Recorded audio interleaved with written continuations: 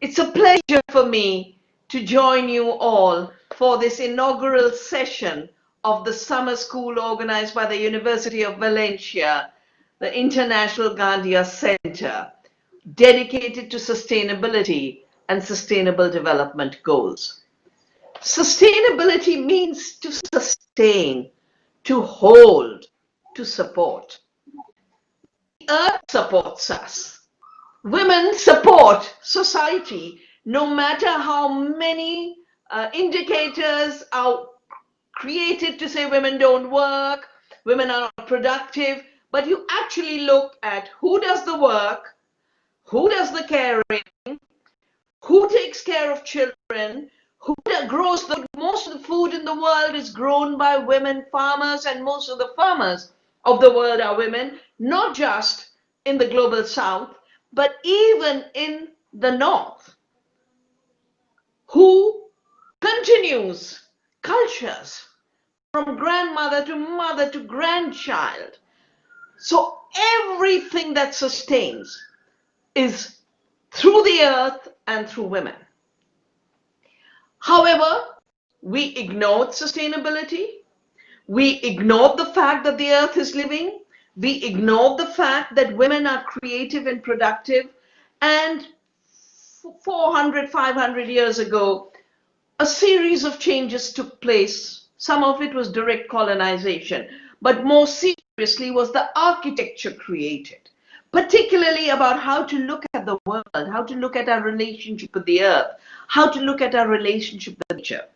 And for me, as I've written in my book, Staying Alive, Francis Bacon writes a book called The Masculine Birth of Time. And he says, so far we've had the idea that we are taken care of by the earth as a nurturing mother. Now we have to evolve a masculine science of domination. Science should be, as it were, torture, to torture nature's secrets out of her. With that knowledge, man would not merely exert a gentle guidance over nature's course, but have the power to conquer and subdue her, to shake her to her foundations.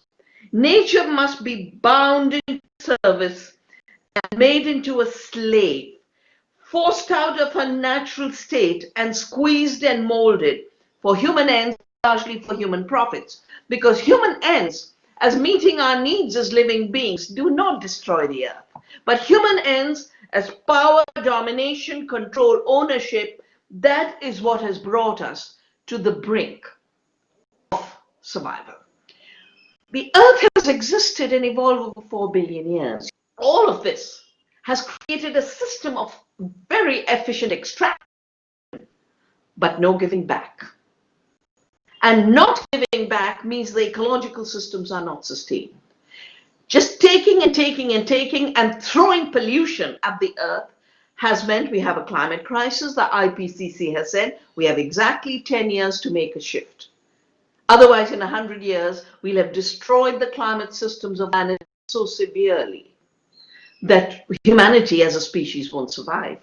The Intergovernmental Panel on Biodiversity and Ecological and Ecosystem Services has warned that we are in an extinction crisis. 1 million species are threatened. And if we don't stop threatening other species that support us, we will go to extinction. How do we prevent our own extinction? How do we walk the path of sustainability? How do we, by 2030, the short window we have from 2020 to 2030, to make a transition and reach the Sustainable Development Goals, not just in word, but in spirit? And in spirit means we have to avert extinction. We have to have a future as a species. We have to bring climate havoc under control. We have to stop poisoning the earth. And the beauty is, it's not the case that we don't know how to do it. While the conquerors and the dominators were tramping the planet, invading into forests, spreading infectious diseases like the corona epidemic that has locked us all in, or chronic diseases that are making everyone sick. This combination of a disease-creating system goes hand in hand with ecological destruction, goes hand in hand with destroying work. The same process has created social economic injustice, gender inequity, a threat to the planet's life support systems, and disease epidemics. We can address all of this by reducing our ecological footprint. And because women have continued to support society that we need seriously to reach the Sustainable Development Goals. The dominant system, because it's a conquering system, is based on a militarized mind. We are at war with the earth and all her life. Women have a biodiversity of the mind. They have to be multifunctional. Biodiversity of the mind is like a tree. It doesn't have just one function. It protects the soil. It renews humus. It helps regulate the water cycle. It gives us food if it's a food tree. It gives us fodder if it's a fodder tree. It gives us brilliant olive oil in the Mediterranean area. Trees have multifunctionality. We are like trees. We have multifunctionality, and women have remembered that. The second thing the women have retained, while the conquering men forgot it, the capitalist patriarchy forgot it. Instead of extractivism and counting extract, which means destroying the earth systems and destroying society as growth, women realized that giving and caring and a circular economy of gifts is what sustains the earth. It is what sustains society. So today, as we have to seek circular solidarity economies, we have to turn to women. The third most important thing that women can teach the world is that all of the world is connected through interconnections. We are one planet. As I've written in my most recent book, Oneness versus the 1%, that is published in Spanish, we are oneness. We are interbeings. We are connected to all other species on Earth. And because you're interconnected, the minute you chop it up, two things happen.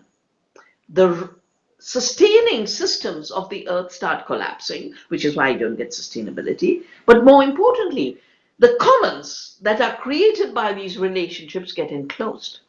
And for a few people, there's a lot, but for the rest, there is total loss. So women know that extracting more means leaving less for other species, leaving less for people and future generations. But they also know the brilliance of producing more with less. Less is more, and less will have to be more in the future that we have to create. Because if you think of it, I mean, my work over the last 5 decades, both in ecofeminism and as well as in ecology, has shown that actually we've evolved very clumsy systems that have a very heavy ecological footprint and a zero heart print, a zero head print, and a zero hand print.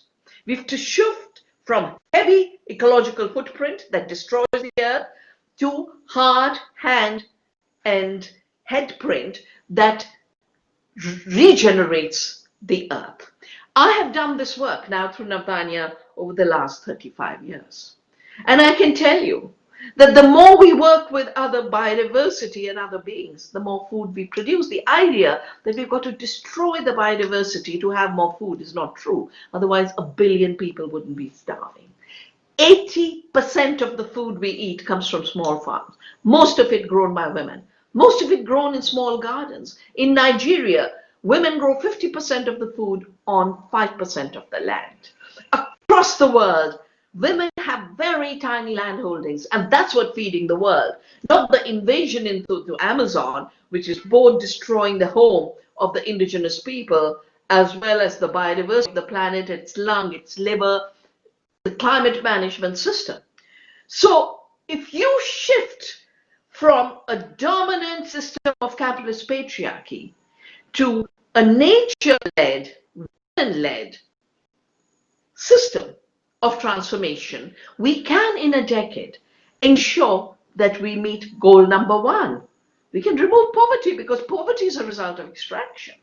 Our work has shown small can earn 10 times more by taking care of the earth and sharing good food. We can meet goal number 2, zero hunger. No one needs to go hungry. Our work has shown we can feed 2 times the world's planet by co-creating with the earth rather than destroying her and declaring war against her. We can definitely create more health. We can live on this planet as one humanity, with one planet, one health. We can have healthier food.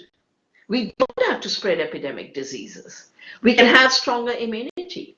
And while we do all this, because women take the lead, of course we don't just create gender equity, but we create women's leadership. So the choice is very clear. Either women will lead the way to a future based on caring and sharing, or like the 200 species being driven to extinction every day, humanity will be pushed to extinction by greed, by power, by the blindness of monoculture of mind, and the heartlessness of militarized thinking. We can do better as human beings, and I know we will. Thank you.